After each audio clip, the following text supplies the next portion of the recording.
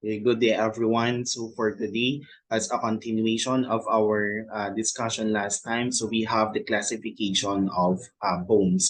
So primarily, yung mga bones ng mammalian skeleton, usually they are being classified based on their function and shape. So ang discussion natin for today is all about yung classification ng bones based on their gross appearance. Kasi later on, meron din tayong tinatawag na eggshell and then the appendicular skeleton, which is another classification of bones. So right now, the classification of bones based on the gross appearance include yung long bones, yung short, the flat bones, the sesamoid bones, the pneumatic bones, and then we have the irregular bones. So iisa-isahin natin tong mga to. So first one, we have the long bones. So it says here that they have an elongated cylindrical part. Okay, so meron silang elongated na cylindrical shape. Okay, so they usually consist yung mga central shaft or yung tinatawag natin na diaphysis, and then, which usually forms yung pinaka main body, no? Yung pinaka main body ng bone, if you could recall yung last na discussion natin. And meron tayong tinatawag na two expanded extremities which are known as the epiphysis. Okay? So in terms of the medullary cavity, yung mga long bones, they have a medullary cavity which is usually it is a hollow space within doon sa diaphysis. So sa mga animals natin, usually etong cavity na to, etong medullary cavity, this usually contains yung yellow marrow. So this is a type of bone marrow that usually stores yung fat. Okay? So ito yung marrow na nakikita natin if the animal is adult already. Pero as what I've said last time during the discussion, we have two types of marrow. We have the red and then we have the yellow. The red is usually it is usually being seen sa mga young animals natin, but then as the animal ages, it usually becomes yellow. It's because of the fat tissues that are being stored from that one. Okay, so in terms of the bone structure, yung wall ng mga long bones, they usually consist ng mga dense na compact bone. So, ito yung mga nagpro-provide ng strength at saka yung support. So, yung compact bone, this is the thickest doon sa middle part ng shaft, which is the diaphysis, and it usually becomes thinner towards doon sa epiphysis naman, doon sa extremities. Okay? So inside doon sa compact bone, there is usually a thin layer, no?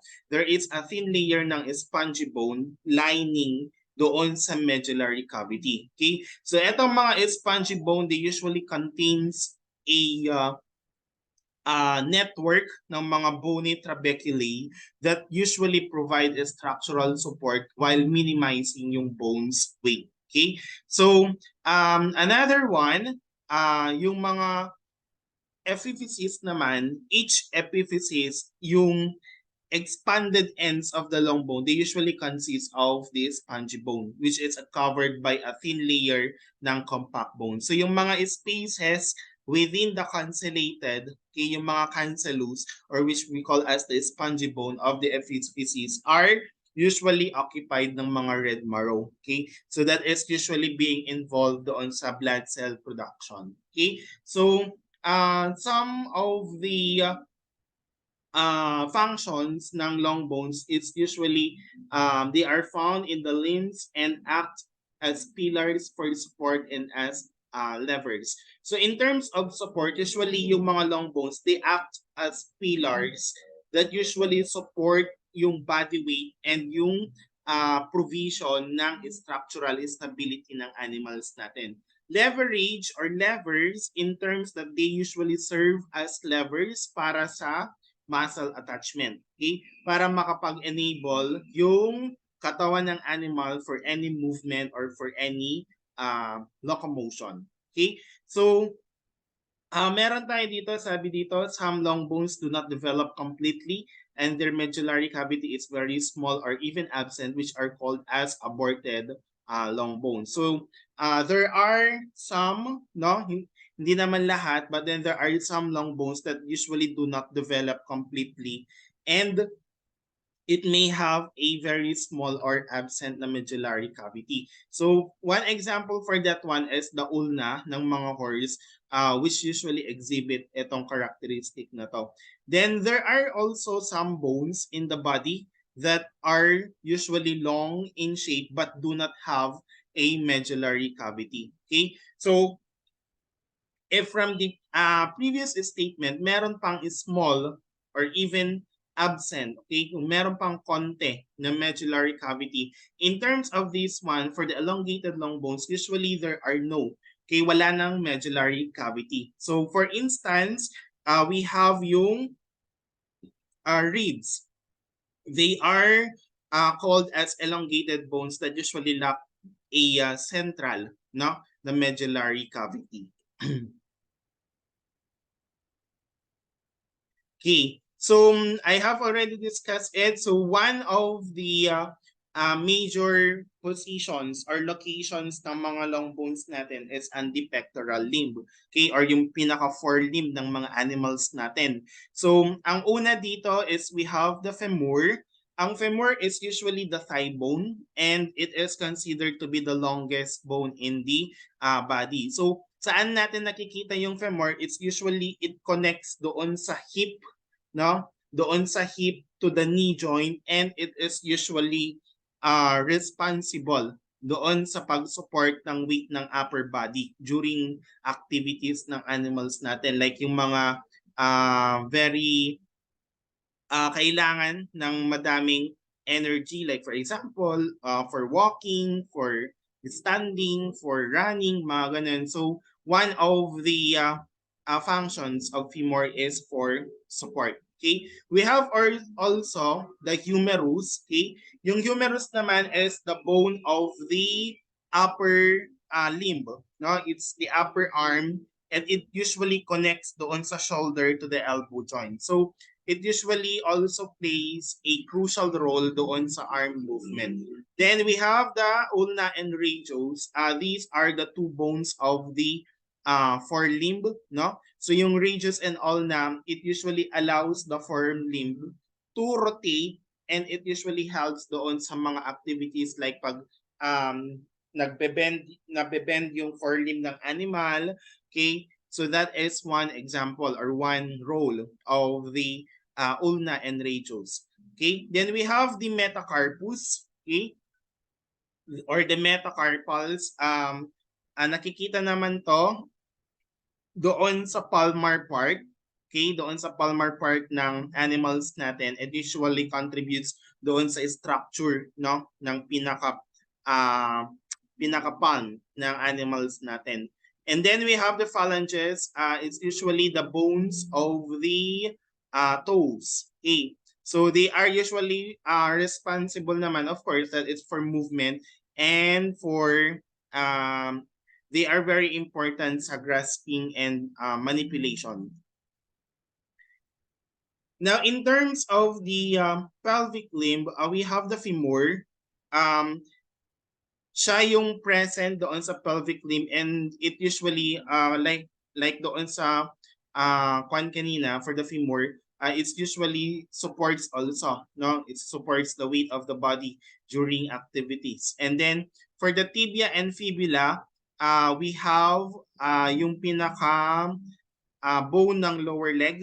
So yung tibia is the larger bone and it usually bears most of the weight. While yung fibula, that is thinner, so mas thin siya, and it usually provide muscle attachment and some support also. Then in terms of the metatarsals, they are, syempre sila na yung mga bones that are being found doon sa foot ng animal, specifically doon sa arch area, and they contribute doon sa foot's structure. Then phalanges, it's just the same that it's for foot movement and stability. So this is one of the examples of long bones. So they provide support and movement. Now we have here another one. We have the short bones with their cube-like, no? Yung with their cube-like na shape and spongy or cancellous interior na it is filled with marrow spaces surrounded by a thin layer of a compact bone. So one of their primary functions is to reduce no yung friction and change the direction of tendons in joint areas. So in terms of support and protection, yung mga short bones natin, they usually provide structural support sa mga various parts ng animal's body. Like for example, doon sa feet and then doon sa tarsal bones and then doon sa pinaka-ankle which is the carpal and the metacarpal bone. So parang they usually help in distributing the animal's body weight evenly and maintaining yung stability during locomotion. Okay? So in the case of the feet, yung mga short bones natin, they serve to protect yung sensitive na structures like yung mga connective tissues natin. We have the tendons and then the ligaments and yung mga joints from excessive na stress and injury. So in terms of movement naman, yung mga short bones natin, specifically doon sa limbs joints, such as yung carpal and yung tarsal or the carpus and the tarsus, they usually facilitate doon sa mobility and pagiging flexibility ng limbs ng mga animals natin. So parang etong mga short bones na to, they usually allow for a range of motion doon sa mga joints, enabling the animal to move its limbs. Okay, parang kayang-kaya ng animal na ma-move yung mga limbs niya and it could adjust its body position and eventually it could engage sa mga various activities like yung running, like yung walking, yung grazing, mga ganun. So those are one of the functions in terms of mobility and flexibility. And then one characteristic din ng mga short bones is usually they often serve as attachment points para sa mga muscles, para sa mga tendons, para sa mga ligaments. Okay? So parang they usually provide a stable anchor for these soft tissues, allowing for efficient na muscle contraction and movement. So this is particularly important sa mga farm animals natin kasi they usually require no yung well-developed na musculature for activities na usually they carry out no for the daily activities nila. Okay? And hindi lang naman sa mga long bones natin, there are still some in terms of blood cell production like yung sa carpal and tarsus. Eventually, they contains konting-konti na bone marrow that is responsible for the production of red and white blood cells.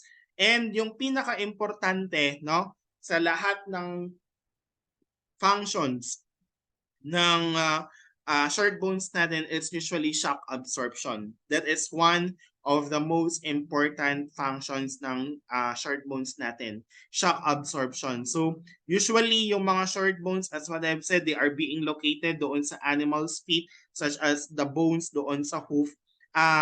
They play a important role doon sa pag-absorb ng shock generated during their locomotory activity. So, etong bones na to, this usually help in protecting the animal's joints and yung structures nila from the potential damage coming from the impact forces associated with their locomotion or locomotory movements. Okay? So that is a very important role of short bones. So one example, as what I have said, as what I am talking about, we have the carpus or the carpal. So one example of the short bone yan. Okay, they are usually found doon sa pinaka-wrist joint ng mga mammals natin. So parang sila, of course, as what I have said, sila yung nagbibigay ng structure and stability while allowing for a movement from the animals natin. And then for the tarsus or the tarsal bones, they are being found doon sa pinaka-ankle joint ng mga mammals natin. So like the carpal bones then, yung mga tarsal bones natin, they usually provide support and stability to the ankle while also allowing for the movement and flexibility of the animal.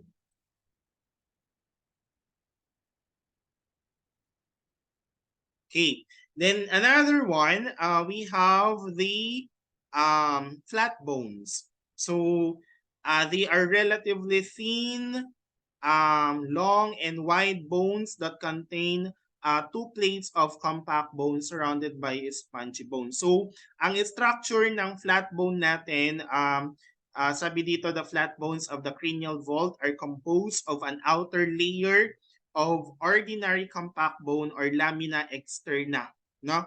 Yung lamina externa natin. So, and then an inner layer of a very dense compact bone, we have the lamina interna and or the tabula vitrea. Okay? So, eto the suture, that is the outer compact bone and then the inner compact bone. So, yung mga lamina externa and lamina interna, like yung mga tao din, yung mga flat bones sa mga farm animals natin, etong dalawa na to, they usually provide structural support and then protection sa mga bones natin. And then kung sabi dito, between these, it's a variable amount of spongy bone called the deep flow. Okay? Yung spongy material, which is known as the deep flow, it usually lies between the two layers of the compact bone. So, in flat bones of the farm animals natin, yung deep flow, it usually serves para ma-reduce yung overall na weight ng bone. Like for example, dito sa skull, ma-reduce yung overall weight ng skull while maintaining yung structural integrity ng bone natin. Okay? So, one of the functions, no? One of the functions of the flat bones natin, specifically like for example doon sa skull, that is for protection. So they provide protection for the vital organs, no? Like yung skull, which are the cranial bones, sila yung napoprotect sa brain from any injury and any external trauma, lalong-lalo na if medyo na bagok yung animals natin. Then in terms of the scapula, and then we have the ribs, yung scapula, which is the shoulder blades, and then the ribs of the farm animals, it usually offer protection also sa heart and lungs. Okay? Sa mga para merong protective cage around etong mga vital organs natin. So, that is one for protection. Then another function or role ng flat bones natin is for muscle attachment. So particularly yung scapula and yung pelvis naman, they usually provide a surface for the attachment ng mga muscles natin. Okay? Like for example, for the scapula, yung mga muscles, they are responsible for the movement of the forelimbs and shoulder region attached to the scapula. So in animals like yung mga horses natin, very crucial itong mga muscles na to for running and like for example for racing, mga ganun. And then lalo na sa mga horses or animals natin that are being used as draft, no? That is one example also. Very important yung scapula dito. And then we have the pelvic bones or the pelvis. It serves as an attachment point sa mga muscles that are involved sa pag-control ng hind legs and tail. So, very important to sa mga any movement activities and flexible activities natin. And then, storage of minerals.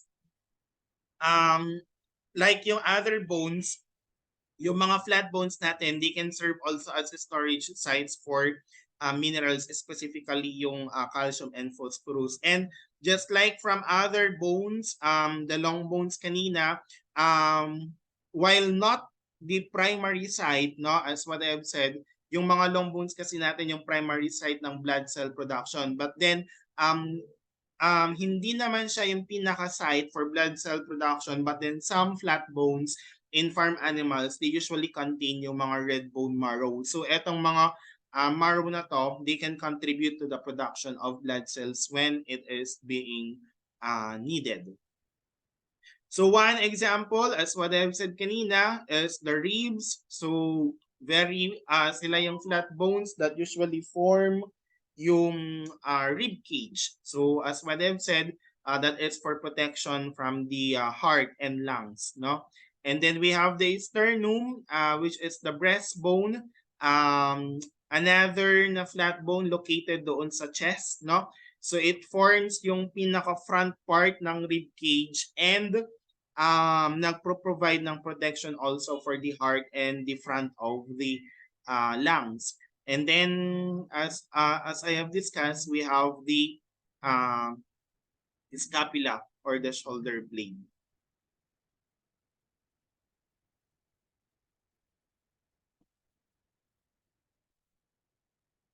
Okay, and then another one, we have the irregular bones. So they are typically um, unpaired na bones na merong they usually don't fit doon sa categories like yung long, yung short, yung flat, or sesamoid bone. So meron silang unique na functions, no?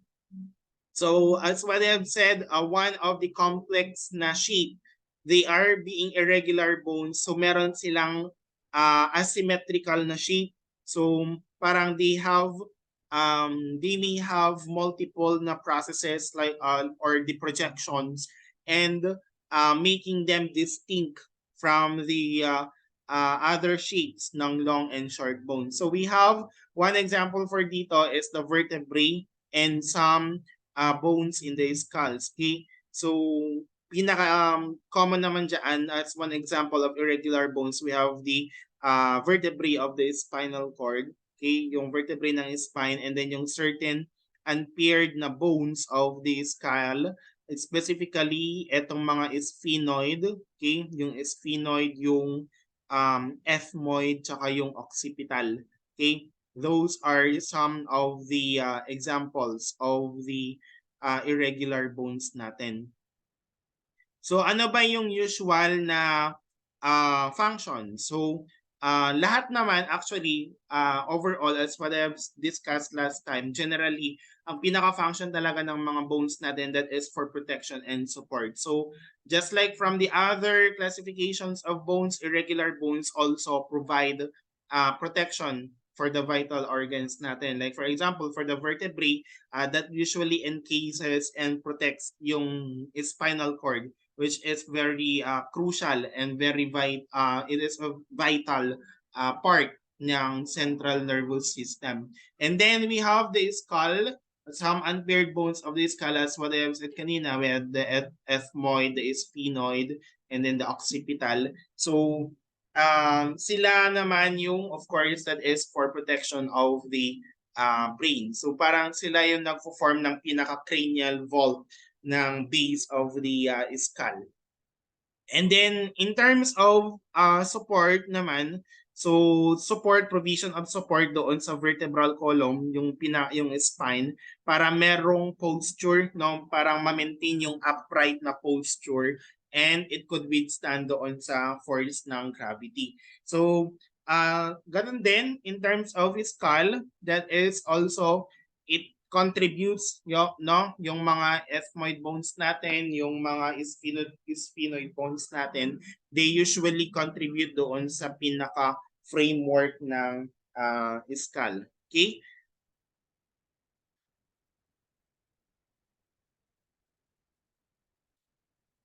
Okay, then we have the sesamoid bones. So typically na small sila, flat, and then round bones that are embedded sa mga tendons or ligaments. So they usually serve as tawag nito, they usually serve to reduce yung friction and change ng angle of the muscle pull when they are located. No? So one of the functions, as what I've said, is reducing the friction of the tendon. So one of the primary functions now is ma-reduce yung friction na and then wear and tear ng tendon. So when the tendons will rub, okay, pag nirab ng tendons against the bony surfaces, especially sa mga joints that usually undergo yung mga repetitive na motions,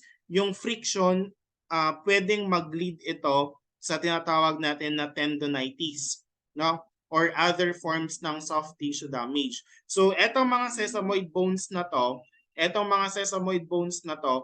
they usually act as pulleys para ma-allow yung mga tendons na makapag-glide smoothly over them para ma-reduce yung friction and ma-prevent yung excessive na wear. Okay? So, another one is increasing yung lever or the leverage. So, it could increase yung mechanical advantage ng muscles by altering, no, as what I've said dito, it changes the direction of tendons or the angle of muscle pull. So, it could alter the angle at which yung tendons could act on joints, no?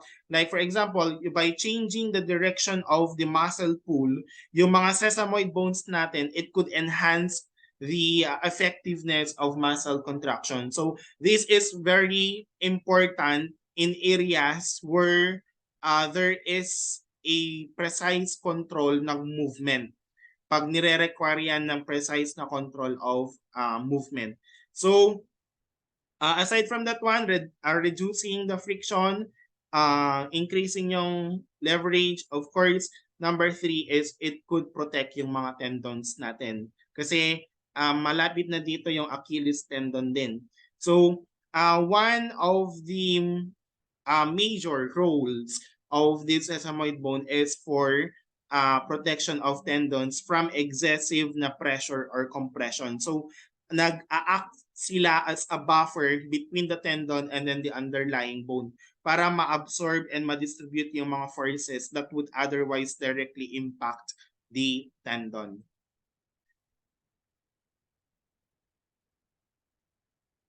Okay, so one example of etong mga to, we have the kneecap, okay, so or the patella. So that is one example of this sesamoid bone. So this is the largest, no? This is the largest sesamoid bone sa animal's body natin. So it is usually located within the tendon of the quadricep muscles.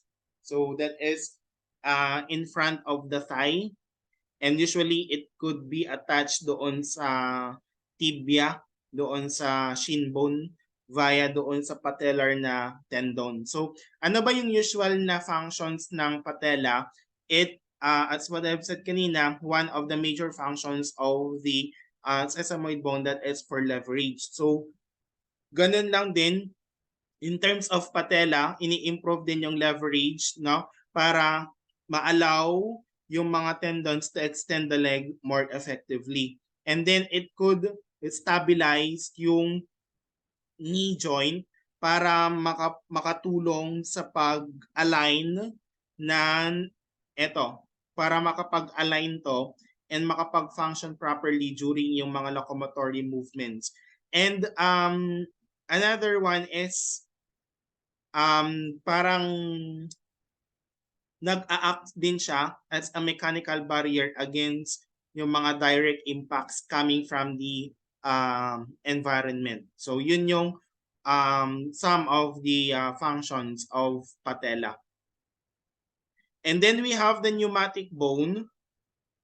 So eto naman, ang pinaka-unique sa kanila is they are being characterized by the presence of air spaces or the sinuses within the bone structure. So, etong mga air spaces, actually, they are connected to the atmosphere through openings or channels, allowing for the exchange of the air. So, eto contains air spaces. So, they are not usually solid like yung mga typical bones natin, yung mga bone tissue natin, but rather they contain air.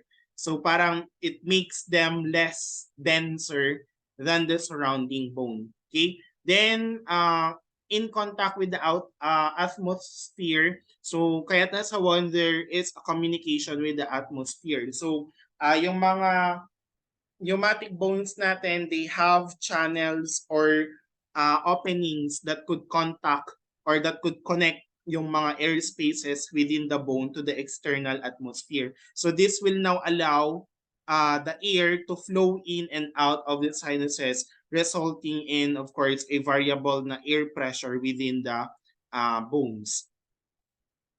So, etong mga pneumatic bones, actually, they are very important, no? Lalong-lalo na sa mga birds natin, sa mga poultry animals natin.